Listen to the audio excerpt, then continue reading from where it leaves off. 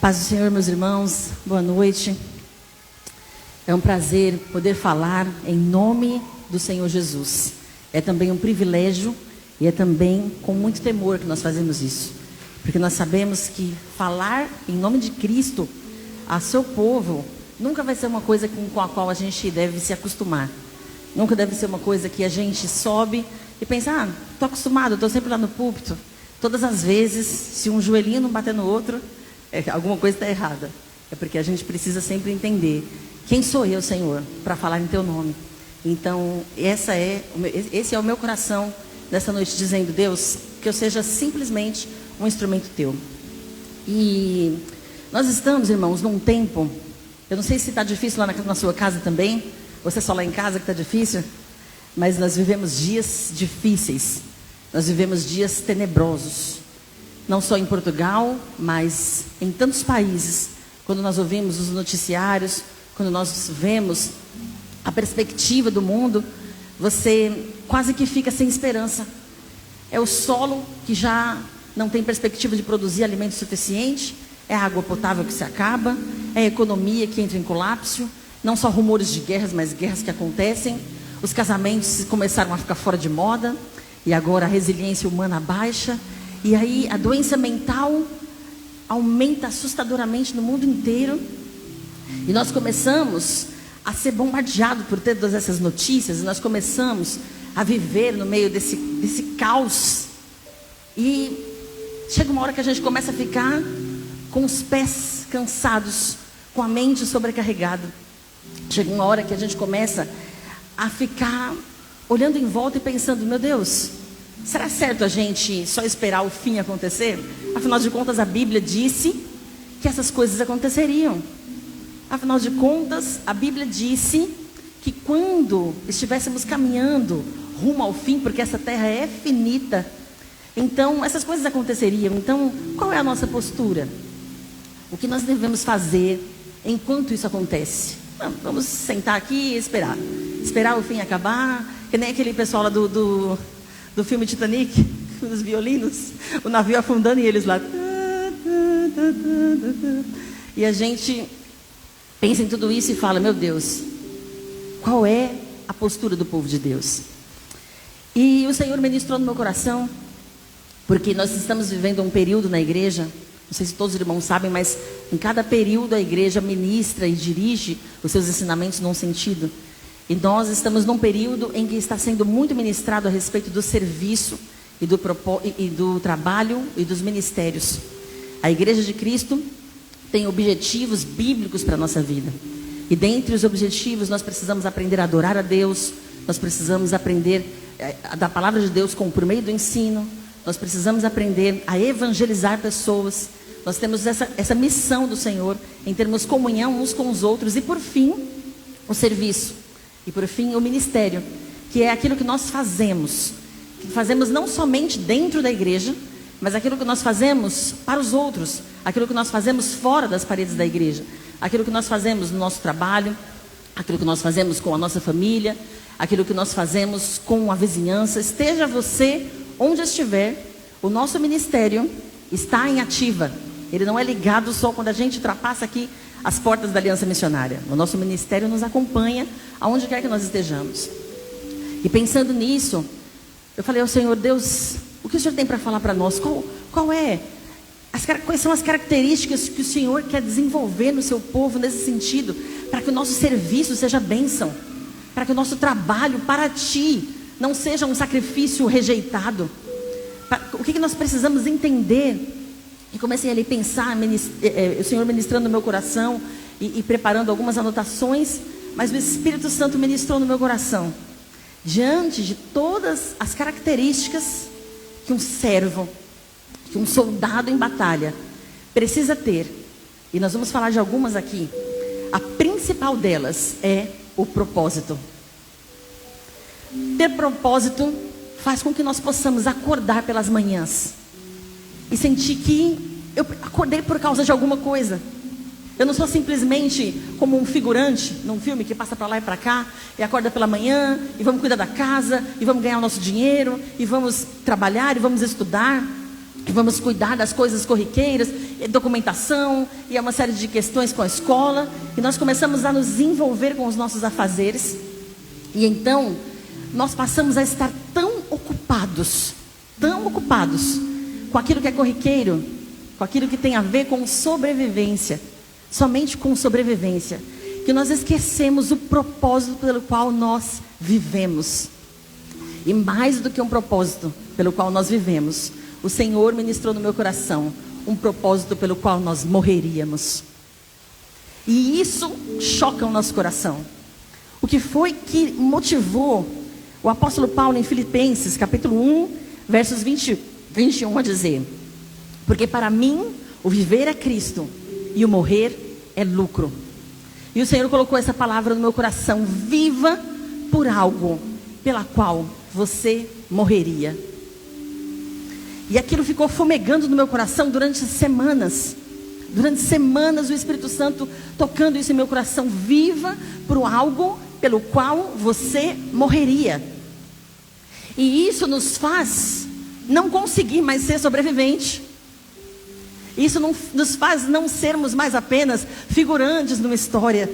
A gente assume um protagonismo de dizer: eu sou filho de Deus, eu preciso parecer com Ele, eu tenho um propósito. E quando nós olhamos para a vida de Jesus, a vida de Jesus era propositada em tudo o que Ele fazia. Estivesse Ele numa festa de casamento, estivesse Ele em refeição com seus amigos, estivesse Ele a caminho de fazer um milagre, estivesse Ele onde Ele estivesse, o Senhor Jesus tinha propósitos. Ele nunca passava por um lugar e deixava pessoas desapercebidas, porque Ele veio para buscar o que se havia perdido. E nós, como seus filhos, precisamos entender que isso não faz de nós fanáticos. Isso não faz de nós pessoas que andam com a Bíblia, que glória a Deus, aleluia, aleluia, glória a Deus, e aí está lá no ônibus e está...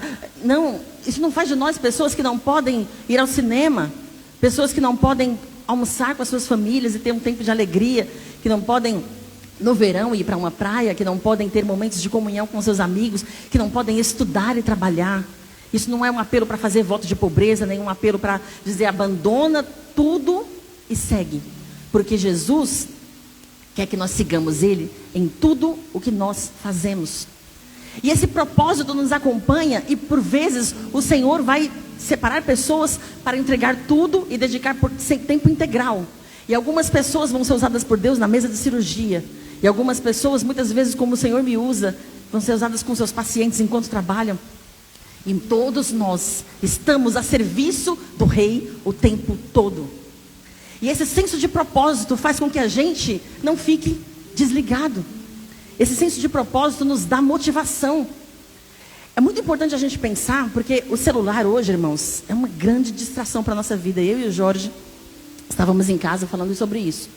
Falei: amor, mais do que muitas vezes a gente só fica preocupado com um pecado, uma tentação, uma coisa evidente. E às vezes a gente não se preocupa com coisas simples que Satanás pode usar contra a nossa vida. As distrações. É legítimo. É legítimo trabalhar. É legítimo estudar. É legítimo cuidar da nossa casa. Inclusive é determinação divina. É legítimo ter um momento no celular, assistir um filmezinho para poder esparecer a cabeça. É legítimo assistir algumas coisas e dar risada, até para você poder ficar mais leve. Todas essas coisas são legítimas. A questão é, muitas vezes elas não são usadas para nos distrair. E nós falamos ali, enquanto nós jejuávamos, o pastor colocou um propósito na quarta-feira e disse assim: vamos todos juntos, irmãos, orarmos, jejuarmos. E aí até a questão do jejum, que todas as quartas-feiras meu pai e minha mãe infalivelmente estão ali, né? Jejum, pode ter picanha, pode ter o que for, mas jejum ali. E o Jorge, às vezes, né? A gente tem o propósito da quarta-feira, e aí às vezes, mas hoje a gente tem não sei o quê, então vamos tomar um café ali, né? Aí hoje não sei o quê, não, vamos amanhã, porque não sei o quê, porque não sei o que lá. E a gente começa a perceber que a gente vai começando a ficar minguado. A gente vai começando a dar aquela mornadinha na água, né? E aí, com o tempo, a gente vai olhando e percebendo que mesmo essas coisas legítimas que nos distraem, começam a tirar de nós a força de ataque das grandes armas que Deus colocou nas nossas mãos. Então, nós fizemos um propósito juntos ali, meu amor. Quando eu estiver muito distraída, me chama, me chacoalha. Amor, você está assistindo o quê? Já é a segunda série? Amor, deixa essa série aí para o final do ano, deixa passar aí, vê uma de cada vez. Porque a gente não tem tempo para isso. Vê uma, tá bonitinho, fofinho, às vezes é bom para esparecer. Eu escuto muitos pacientes com problemas difíceis e às vezes eu preciso dar uma oxigenada na cabeça. Mas eu falei para ele, quando eu estiver muito distraída e você perceber que eu estou adormecendo com o celular, pelo amor de Deus, me chacoalha. Porque o primeiro pensamento do dia e o último pensamento do dia é aquilo que determina qual é a sua paixão. É aquilo que determina qual é o teu propósito. E eu me lembro que muitas vezes eu cantei uma música quando estava lá no meu quarto, em momentos de comunhão com o Senhor.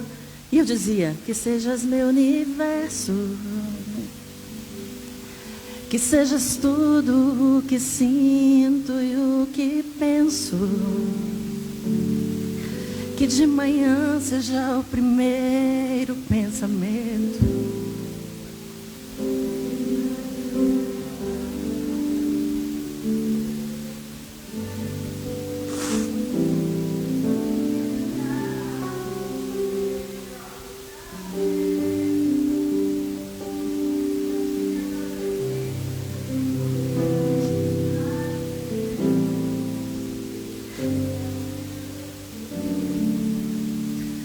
Sejas meu universo. E o Senhor não quer apenas um pouco dos nossos dias, porque o Senhor tem uma grande obra para fazer. E enquanto os nossos olhos estiverem marejados, e enquanto os nossos joelhos estiverem dobrados, e enquanto os nossos corações estiverem incendiados, o Senhor pode fazer e Ele vai fazer. E o Senhor incendiou o meu coração por esses dias. Porque muitas vezes, irmãos, vocês nos veem ocupados com a obra de Deus. Muitas vezes vocês não vêm correndo para lá e para cá. O pobre do meu marido mal assiste o culto, coitado. Sobe por mídia e está alto o som e baixa e vai para as pessoas poderem cultuar. E a gente está ali trabalhando, mas muitas vezes vocês nos veem ocupados, trabalhando, correndo. E muitas vezes, por causa da ocupação, às vezes a gente não consegue parar e dizer, Senhor, Tu és o dono da minha vida, Tu és o motivo da minha adoração. Às vezes pela manhã a gente precisa levantar, olha, tem que visitar não sei quem, tem que preparar uma palavra, tem que preparar as músicas do grupo de louvor. E tem daqui a pouco, meu Deus, cadê o meu tempo aos Teus pés? O meu tempo aos Teus pés. O meu tempo aos Teus pés muda a minha vida. E tudo bem que eu faça as coisas pensando em Jesus, que eu tenha uma conduta que testemunha de Jesus, mas eu preciso ter uma entrega de intimidade. Quando você pensa em um casamento, a tua mulher, teu marido pode dizer para você assim, olha, mas você toma café comigo, mas você janta comigo, mas você leva as crianças na escola comigo, você vai no mercado comigo. Tudo bem, mas nós não temos um momento especial. Eu quero sentar com você, eu quero te olhar nos olhos, eu quero dizer que eu te amo, eu quero relembrar as fotos do nosso casamento. Nós precisamos de um momento para aquecer a nossa relação, para nos unir. Quantos casamentos passam por isso, principalmente depois dos filhos? E muitas vezes é isso, Senhor, o Senhor está comigo, eu sei, o Senhor vai comigo, o Senhor volta comigo, vai à minha frente, vai adiante, vai por trás, vai antes de eu chegar, depois que eu sair, está lá no amanhã, está no ontem, o Senhor está comigo, mas o Senhor está requerendo de nós um tempo em que os seus filhos olhem nos olhos, sentem no colo do seu pai e diga, Pai, eu estou aqui só porque eu estou com saudade da tua presença. Pai, eu estou aqui só porque eu tenho saudade de ouvir a sua voz, só porque eu quero dizer que eu te amo, só porque eu preciso que o Senhor se revele para mim, só porque muitas vezes eu tenho tido tanto trabalho com tantas coisas que talvez poderiam ser mais complicadas se eu tivesse mais fé. Talvez me dariam menos trabalho, talvez me daria menos voltas no deserto se eu te ouvisse mais. Então o Senhor ministrou, viva por algo pelo que você morreria. Então levanta pela manhã dizendo que sejas meu universo. Eu não quero só um pouquinho do seu tempo, eu quero tua vida entregue, queimando na minha presença. Eu quero que você me escute e abra a tua janela e diga, Portugal, eu estou levantando e eu sou uma serva do Senhor.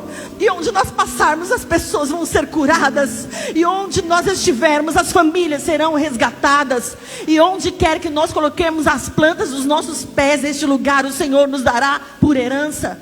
e viver a palavra de Deus, e viver este propósito, e viver essa paixão pelo Evangelho de Cristo. E então Paulo diz: porque para mim o viver é Cristo e o morrer é ganho. E o Espírito Santo, Gisele, viva pelo que você morreria. E então, como a minha cabeça é meio delirante, os irmãos já sabem, eu adoro uma analogia, adoro assistir um filme que eu falo: nossa, eu estou vendo ali os servos de Deus. E o Jorge: não, amor, é os Vingadores. Não, é os servos de Deus. Eu estou vendo ali um exército com espada, com lança. Não, amor, eu estou vendo ali Deus trabalhando e tal. Ele fala: meu Deus, ela tirou tudo isso desse filme. E eu comecei a pensar nas estratégias de guerra. Eu não sei quem gosta de filmes de exército aqui. Eu sou toda delicadinha, feminina, ninguém imagina, né? Eu gosto daqueles guerreiros que chegam lá, avante, com as caras pintadas. Eu gosto de filmes de ver eles conquistando, porque eu gosto de perceber as estratégias de guerra que acontecem. E quando a gente pensa em soldados, nós pensamos que os soldados são preparados.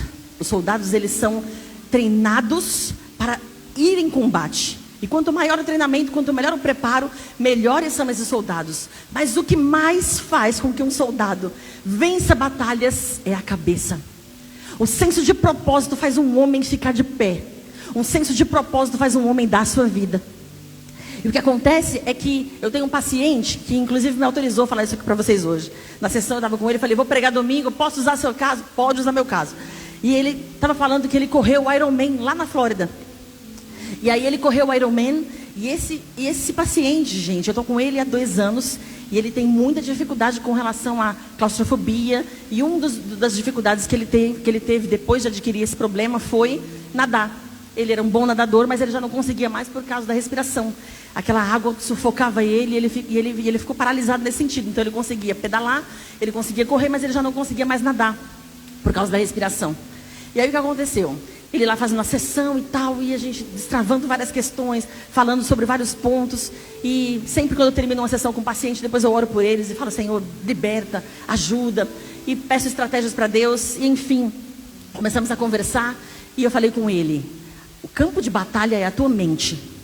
Então, você vai entrar nesse propósito e você vai vencer. E você precisa estabelecer esse ponto. E ele começou a anotar algumas coisas ao longo dos processos da nossa jornada, da nossa caminhada. E ele falou que enquanto ele estava ali, porque a parte do nado no triatlo, no Ironman, é um percurso em que você precisa nadar 4 km. E depois de você nadar, você ainda precisa pedalar e por último é a corrida. É uma prova que é executada em 17 horas. Se passar de 17 horas, a pessoa está desclassificada. E aí, ele não é um grande atleta, ele é um corredor. Ele gosta de pedalar, ele é uma pessoa muito motivada, mas havia um problema com relação à respiração. E aí, ele começou ali na piscina e falando: Deus, isso não é sobre a piscina, isso é sobre libertação, eu quero cura. Você precisa de uma cura? Lembra da mulher do fluxo de sangue? Eu só preciso tocar nas suas vestes. Deus precisa que nós tenhamos postura de soldado. Deus precisa que a gente diga: o que eu quero, o que eu preciso. Queres ser curado? Eu quero Jesus. Eu quero viver na sua presença. Eu quero libertação. Eu não quero mais viver desse jeito. Eu não posso mais ser assim. Eu determino para a minha vida, no nome de Jesus, pelo poder da tua palavra, e eu avanço. E então, ele começou ali, fazer o nado na piscina do condomínio. E foi, e voltava e não conseguia, e aquela trava na mente, e ele orando: Deus, isso é sobre minha cura, isso é sobre minha cura. Existem pessoas que se preparam meses e até anos para conseguir ultrapassar esse desafio do Ironman. E ele, durante apenas 28 dias, fez um propósito com o Senhor, jejuando, orando e treinando. E ali, ele disse que quando chegou no dia do desafio, ele disse: Deus, é o Senhor que é comigo. E ele nadava, e ele olhava aquela boia adiante e dizia: é pela tua força, Senhor, é pela tua força que eu vou. Esse cara, meus irmãos, esse homem, ele ultrapassou essa Ironman. A Camila, que é corredora aí, Camila já está até sorrindo. Daqui a pouco é a Camila, gente, aí ó, nos triatlos da vida. E aí, ele simplesmente conseguiu cumprir essa prova de 17 horas em 14 horas, tendo feito a prova pela primeira vez. E ele veio falar disso para mim e disse: eu estou liberto. Graças a Deus. E aí, para testar mesmo, ele foi com a família dele, depois num cruzeiro. E o Senhor, ele falou assim: Deus, agora eu vou por prova mesmo. Agora o navio vai parar lá. E eu vou fazer mais de novo essa prova aqui, ó, nesse oceano, mar aberto aqui, só para saber que o Senhor me curou mesmo. Como diz meu pai, mata a cobra e mostra o pau. Não, mata a cobra e mostra a cobra morta. E aí, isso tudo aconteceu na vida dele. E eu vendo, Senhor, que coisa maravilhosa. E uma das coisas que ele falou para mim foi o seguinte: quando eu estava lá, eu pensava assim, eu preciso entender que esse aqui é o meu campo de treinamento. Eu vou vencer aqui, eu vou vencer na vida. Eu vou vencer aqui, eu vou vencer no meu casamento. Eu vou vencer com as minhas filhas, eu vou vencer no meu trabalho. E um segundo ponto que ele estabeleceu foi: eu tenho um propósito, eu só preciso chegar. Eu só preciso chegar. Um terceiro ponto que ele colocou foi: eu preciso desfrutar da jornada. Eu preciso desfrutar da jornada, não é só sobre o destino. Eu preciso entender que Deus está comigo aqui, ó, em cada braçada, em cada pedalada, o Senhor está comigo.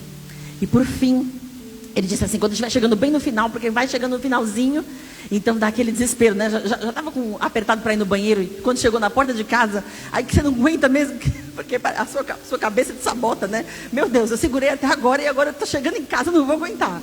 Por quê? Porque a nossa cabeça sabota. E aí quando foi chegando na reta final ali, ele disse: agora eu vou resetar a minha mente. Faz de conta que eu estou começando agora. Me renova agora. E eu fui. E ele foi. E pode entrar lá depois, né? O nome dele é Marcos, olha Marcos, outro valente lá. O nome dele é Marcos W. Aquino. Pode entrar lá porque ele me autorizou a dar testemunho disso. E o que eu quero dizer com tudo isso, irmãos? Muitas vezes nós precisamos nos posicionar como soldados.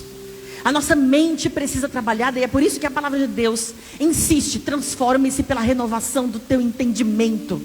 A tua mente será um lugar onde o inimigo vai trabalhar, para você não servir, para você não trabalhar, para você não avançar. A sua mente vai paralisar você. A sua mente muitas vezes vai ser o teu pior inimigo. Eu falava aqui na reunião de líderes ontem que, sobre tudo que nós devemos guardar, guarda o teu coração, porque dele procede as coisas da vida. As nossas emoções, elas começam a ser sorrateiras. Escondi a tua palavra no meu coração, para não pecar contra ti. Então quando nós colocamos a palavra de Deus no coração, quando nós temos um propósito, quando nós vivemos por isso, quando nós entendemos isso, a nossa postura é absolutamente diferente. E então nós entendemos que precisamos ter disciplina sim de busca na presença de Deus.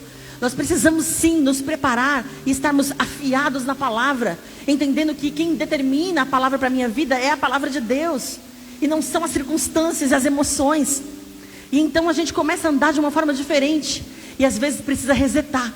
Está chegando, Deus, o fim dos tempos está aí. A tua igreja vai ser arrebatada. Meu Deus, o evangelho está sendo pregado. Logo o Senhor virá para nos buscar. E essa hora começa a bater o cansaço. Sabe por quê? Porque a Bíblia diz que até os escolhidos seriam enganados. Porque a Bíblia diz que por se multiplicar a iniquidade, o amor de muitos esfriaria.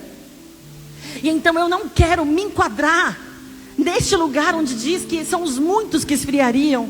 Eu quero me enquadrar no versículo que diz que os que esperam no Senhor renovarão as suas forças, subirão com asas como águia, e correrão e não se cansarão, e caminharão e não se fadigarão. Que energia é essa? Que força é essa? Que determinação é essa que move alguém para ir adiante? Deus, reseta a minha mente. E Abacuque diz: aviva, Senhor, a tua obra no meio dos anos. E mais adiante, Abacuque diz: ainda que a figueira não floresça, e ainda que não haja fruto na vide, ainda que não haja vaca nos currais, todavia eu me alegrarei em ti.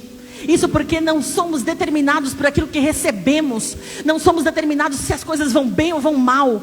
Não somos determinados por as coisas que estão à nossa volta. Nós somos determinados por algo que nos move de dentro para fora. É o céu. É o céu que me governa. Os meus pés estão firmados na terra, mas a minha mente, o meu coração precisa estar no céu. E então eu sou movida por esse senso de propósito. E esses soldados, como os valentes de Davi, a Bíblia tem alguns exemplos, e a história nos mostra alguns exemplos de homens e mulheres que foram assim. E estes homens e mulheres, em 2 Samuel e 1 Crônicas, a Bíblia conta sobre os valentes de Davi. E eram 3 grupos de valentes que eram considerados como os cabra macho, como diz os nordestinos. Eram considerados homens bravos e valentes. Eles conseguiam, muitas vezes, superar batalhas, mesmo que estivessem em menor número. E eles eram temidos entre as nações. O rei Davi conquistou muitas batalhas, muito por causa desses valentes. Esses valentes de Davi, além desses 3 grupos de valentes que existiam, existia também um outro que era Abissai, o nome dele, e ele tinha um grupo de 30 homens. E esses homens, eles eram conhecidos como os valentes de Davi. E muitas vezes, a gente fica pensando assim, é o maior número, a gente precisa crescer, igreja. Não, a gente precisa... E não, às vezes Deus só precisa de uma pessoa convicta. Talvez você, meu Deus, mas eu recebi aqui esse cargo. O pastor me deu essa função aqui. E eu só tenho eu, Pedro, Tiago e João. O que nós faz? O que a gente faz? Para onde eu vou, Jesus? Deus só precisa desses. E às vezes pessoas incendiadas, pessoas convictas, pessoas com propósitos, valem mais que 1000. Esses valentes iam para as batalhas em menor número. E eles avançavam, eram temidos. A Bíblia também fala em Gideão, sobre Gideão, em Juízes capítulo 6. Gideão, ele começou com 32 mil homens. Com 32 mil homens, quando o povo de Deus é submetido a perseguições, e então ele precisa liderar essa batalha, e começa com 32 mil homens, e então o Senhor fala para ele, peraí, tem gente demais. Tem gente demais, volume não quer dizer nada, eu preciso que você faça um filtro, porque eu só quero valente. Eu quero soldado posicionado. Eu quero gente com propósito.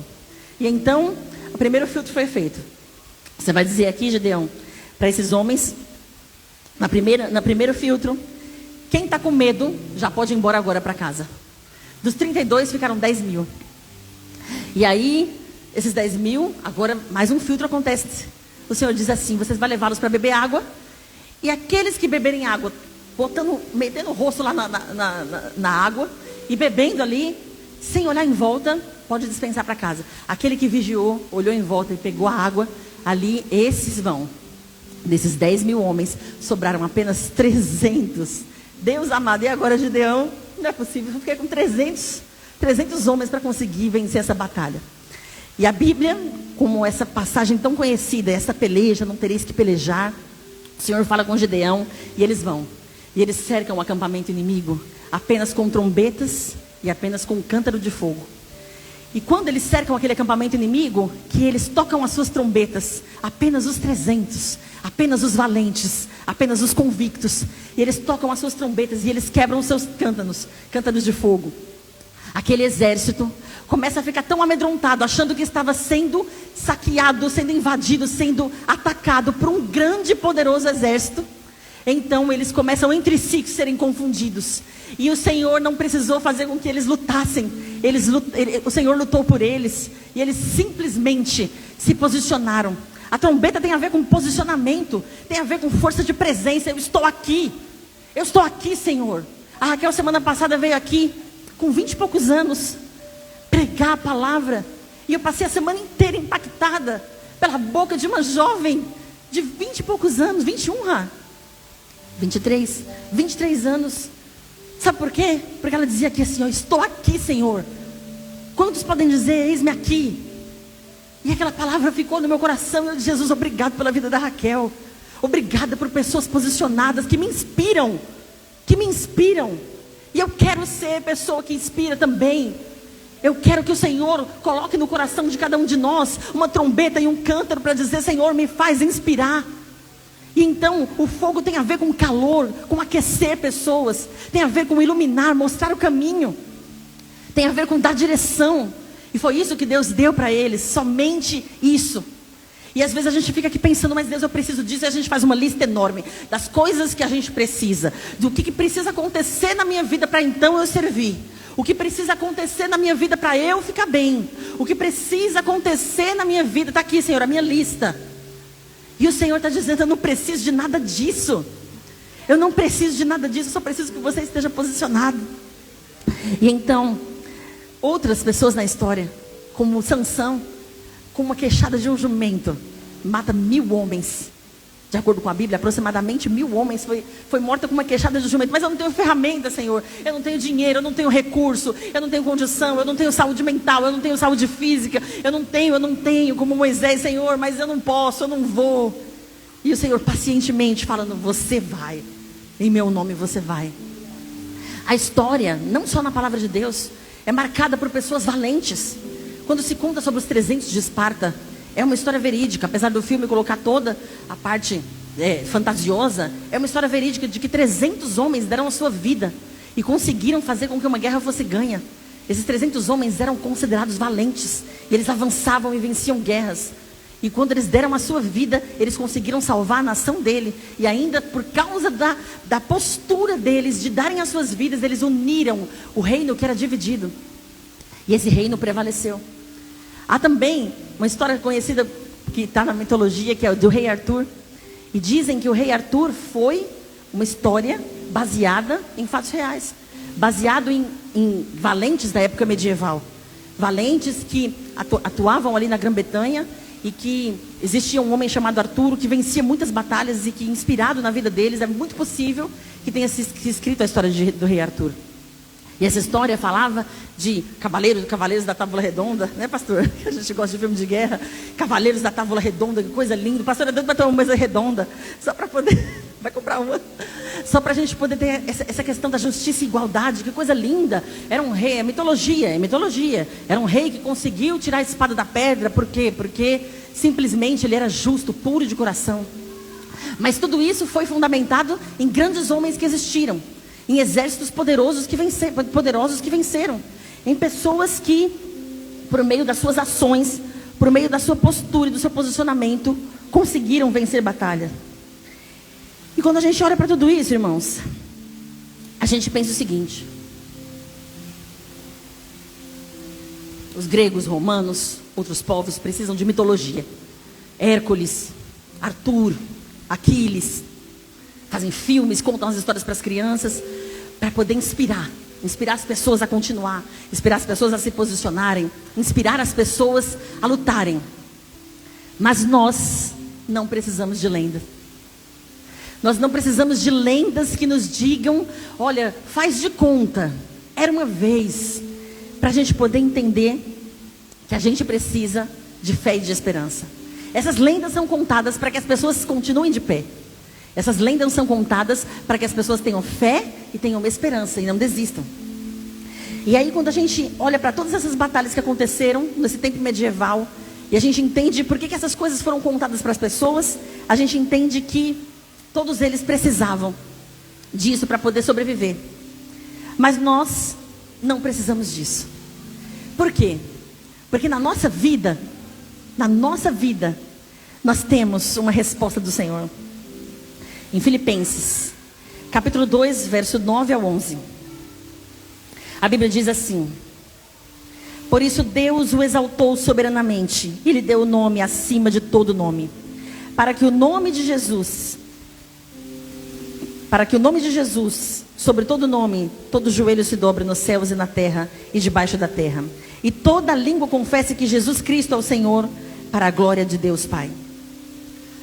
Quando a gente ouve isso, a gente pensa assim: Jesus nasceu, Jesus viveu, Jesus morreu e Jesus ressuscitou. E tudo isso ele fez em resgate da nossa vida. Enquanto eles precisam pensar em tábua redonda, misticamente falando, para poder entender injustiça, a Bíblia diz: haverá um justo que domina sobre os homens no temor de Deus. Davi diz isso. Quando a gente lê em 2 Samuel, o capítulo 23, o verso 3, Davi exclama: haverá um justo que domina. E quando a gente lê em Apocalipse 19, do verso 11 ao 16, eu quero ler com vocês Apocalipse capítulo 19, do 11 ao 16.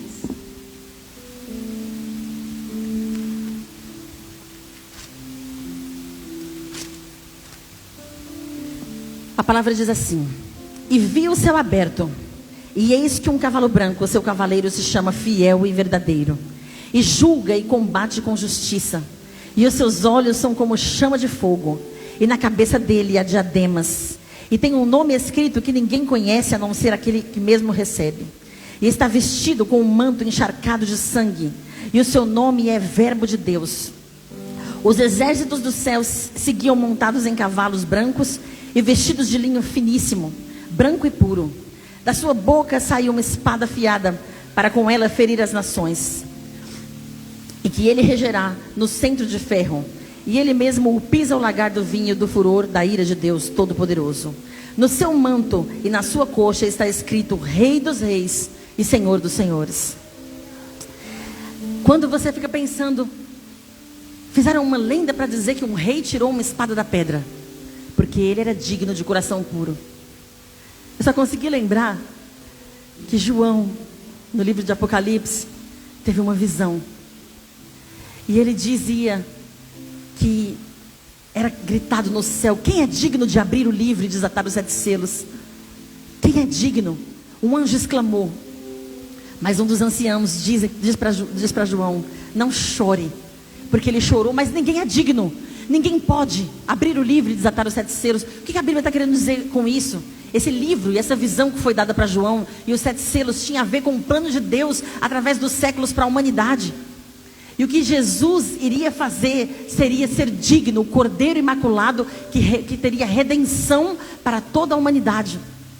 E se clamava no céu: quem é digno? Quem é digno? E João chorava porque não havia ninguém. Mas um dos anciãos disseram assim: eis aí aquele que é digno de abrir o livro e desatar os 7 selos, Jesus. Então às vezes os homens começam a procurar histórias. Vamos procurar uma história de um rei Arthur, vamos procurar uma história de um Aquiles. Nós precisamos de heróis, nós precisamos de pessoas para nos motivar, nós precisamos de lendas para nos nortear.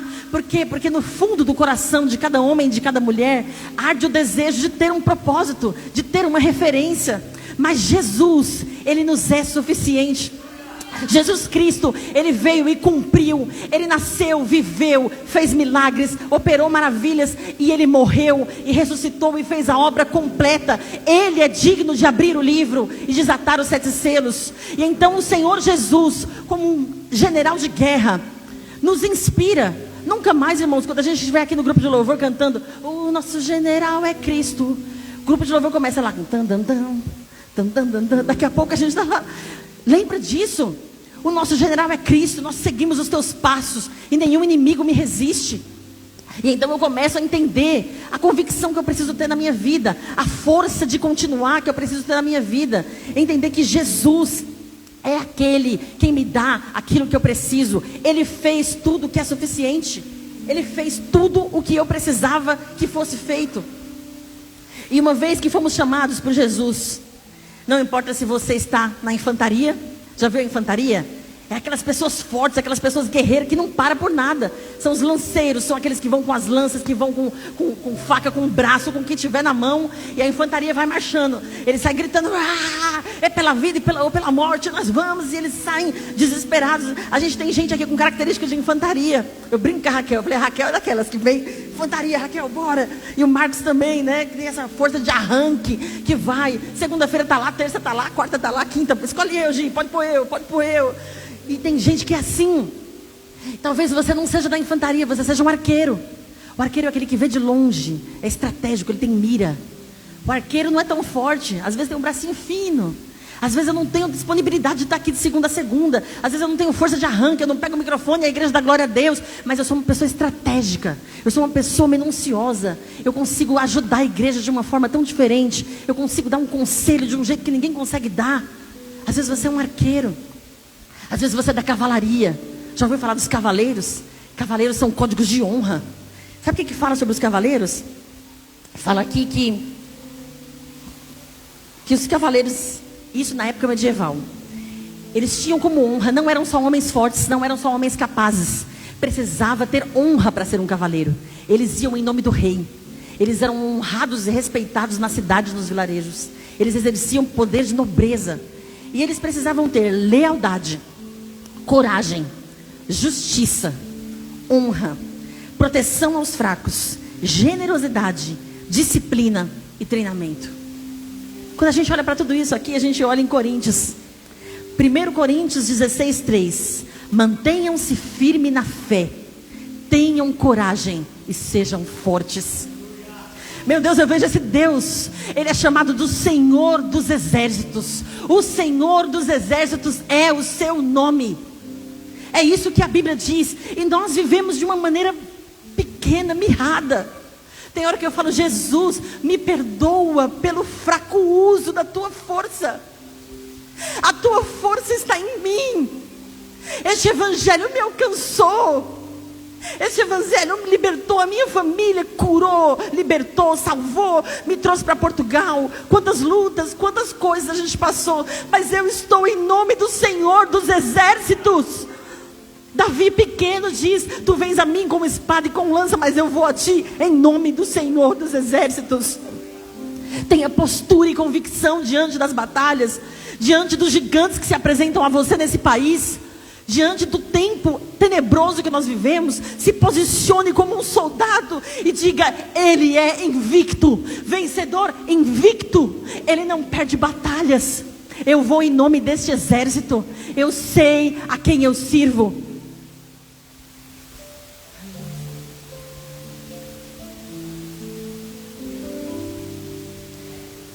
E quando nós olhamos para isso, a Bíblia diz para nós nos vestirmos de toda a armadura de Deus.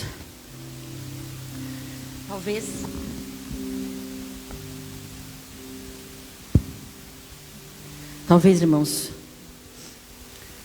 você esteja hoje aqui. Eu quero pedir que os irmãos fiquem de pé. Talvez você esteja hoje aqui na condição de soldado ferido. Talvez você esteja hoje aqui se sentindo indigno. Talvez você esteja aqui: eu não sou digno de lutar para esse exército, você não sabe o que eu fiz, você não sabe como é que eu vivo, você não sabe as coisas erradas que eu faço durante a semana. Talvez você esteja aqui cansado, porque eu estou batalhando sozinho e eu não estou dando conta. Talvez você esteja com medo. Talvez no meio do caminho você se feriu. Talvez no meio do caminho palavras possam ter te ferido, pessoas podem ter te ferido, a espera pode ter ferido você. E tudo isso que nós vemos e sentimos quando estamos no meio da batalha, quando você é um soldado ferido, que você sabe o que você pode fazer. Não, mas teve um tempo que eu lutava, você tinha que ver, mas agora eu não consigo, está doendo, meu braço não está mexendo. E a gente precisa de ajuda. E a gente precisa de quem esteja conosco para dizer: olha, no exército há também os médicos. No exército há também aquelas pessoas que estão cuidando da comida dos soldados. No exército há aqueles ferreiros que preparam as armas. E há aqueles que curam os doentes, que vão lá nas feridas e curam. Então hoje, talvez você não consiga avançar. Eu não consigo servir na obra de Deus porque eu não me sinto bom o bastante. Eu não consigo falar de Jesus, eu não consigo alcançar os meus filhos, eu não consigo ter uma vida inspiradora o bastante, porque eu me sinto como um soldado que não está mais dando conta do recado. E hoje, o que o Senhor diz para nós, é que mesmo que você não tenha as habilidades necessárias, é que mesmo que você ainda não tenha alcançado a estatura de varão perfeito, como a Bíblia nos orienta, é que mesmo que você ainda não se sinta em condições, se você tiver uma só coisa, propósito. Se você tiver apenas fé para dizer: Senhor, eu estou aqui, posicionado, para te dizer: eu não posso mais viver desse jeito.